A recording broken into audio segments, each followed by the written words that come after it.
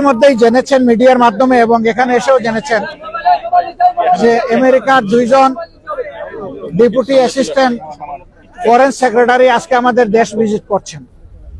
আমাদের সাথে এটা তাদের দ্বিতীয় মিটিং। এর আগে তারা বিভিন্ন পাবলিক এবং প্রাইভেট বিশ্ববিদ্যালয়ের ভিসিদের সাথে বসেছিলেন। সেখানে মত বিনিময় করার পরে রাজনৈতিক দল হিসেবে আমাদের সাথে তারা প্রথম বসেছেন। তাদের সাথে আমাদের খোলামেলা কথা হয়েছে। তারা বাংলাদেশের বর্তমান রাজনৈতিক অবস্থা জানতে চেয়েছেন। তারা আগামী ইলেকশন কখন হবে, কিভাবে হবে এটা জানতে চেয়েছেন। তারা জানতে চেয়েছেন যে সবগুলা দল রিফর্ম চাচ্ছে, সেই রিফর্মটা কি হতে পারে, আমরা কি চাচ্ছি। আমরা যদি আগামীতে দেশের দায়িত্ব পাইতে হলে আমাদের ইকোনমিক পলিসি এবং ফরেন রিলেশনটা কেমন হবে, তারা রিজিওনাল বিভিন্ন বিষয়ে, আঞ্চলিক বিষয়গুলো আমাদের কাছ থেকে জানতে চেয়েছে।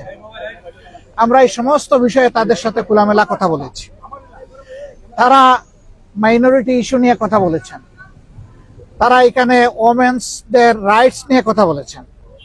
তারা লেবার রাইটস নিয়ে কথা বলেছেন। আমরা এই সবগুলা বিষয়ে তাদের সাথে কনভারসেশন করেছি। এর পাশাপাশি আমরা তাদেরকে অনুরোধ করেছি যে আমাদের দেশ এখন একটা ক্রিটিক্যাল জাংচারে আছে, একটা ক্রুশিয়াল টাইম পাস করছে।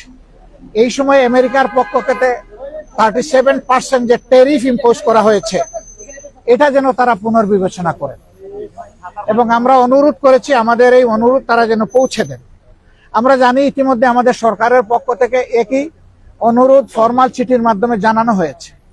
আমরা আশা করি যে তারা এইটুকু উপলব্ধি করে আমাদেরকে সহযোগিতা করবেন এবং আমরা কমিটমেন্ট বলেছি যে অলরেডি আমরা ডেমোক্রেটিক নর্মসের উপরে কমিটমেন্ট। আমরা আমাদের দলের ভিতরে গণতন্ত্র চর্চা করি এবং আমরা একই গণতন্ত্রের চর্চা করতে চাই। এর জন্য আমাদের যা করণীয় তাই আমরা করব। উদাহরণস্বরূপ আমরা বলেছি যে প্রত্যেকটা ক্রেডিবল ইলেকশনে আমরা অংশগ্রহণ করেছি, কম হোক বেশি হোক সংসদের ভিতরে আমাদের সংসদ সদস্য ছিলেন। At the same time election যখন বাংলাদেশে একবার মৃতপ্রায় হয়ে গিয়েছিল এরশাদ সাহেবের সময়, তখনকার আমির অধ্যাপক গুলাম আজম সাহেবই ইলেকশনকে জীবন ফিরিয়ে দিয়েছিলেন কেয়ারটেকার সরকারের ফর্মুলা প্রস্তাবনার মাধ্যমে, যেটা পরবর্তী পর্যায়ে বাংলাদেশের সংবিধানে অন্তর্ভুক্ত হয়েছিল।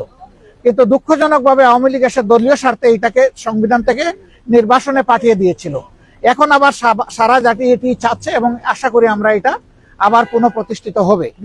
আমরা আগামী নির্বাচনটা পিয়ার ভিত্তিতে করতে চাই, যেটা ইতিমধ্যেই আমরা বলেছি, আপনারা জানেন। কেন চাই সেটাও আমরা বলেছি, আপনারা জানেন, নতুন করে বলার দরকার নেই। তারা শুধু এতটুকু জানতে চেয়েছেন যে আমরা কখন এই নির্বাচনটা অনুষ্ঠান দেখতে চাচ্ছি। আমরা বলছি যে সরকারের প্রধান উপদেষ্টা বলেছেন যে তিনি এই বছরের ডিসেম্বর অথবা আগামী বছরের জুনের মধ্যে ইলেকশন দেবেন। আমরা তার কমিটমেন্টে তিনি ঠিক আছেন এটা দেখতে চাই। আর আমাদের ভিউ হচ্ছে যে এটা রমজানের আগেই শেষ হয়ে যাওয়া দরকার। ওই জুন পর্যন্ত অপেক্ষা করলে তখন বর্ষা, ঝড় ঝাপটা, বিভিন্ন ধরনের প্রাকৃতিক দুর্যোগ আসবে, তখন আবার ইলেকশনটা অনিশ্চিত হয়ে যাওয়ার আশঙ্কা দেখা দিবে। আমরা এই জন্য চাচ্ছি ওই আশঙ্কার আগেই, রমজানের আগে যাতে এটা হয়ে যায়। সব ইস্যু আমরা বলেছি যে যাতে ট্রমাটাইজ, এখনো হাসপাতালের বেডে অনেকে পড়ে আছে, এখনো শহীদের মারা, সন্তানরা, স্ত্রীরা কান্নাকাটি করে। এই অবস্থায় আওয়ামী লীগের বিচার অবশ্যই হতে হবে, তবে আমরা বিচারটা চাই যে ফেয়ার বিচার।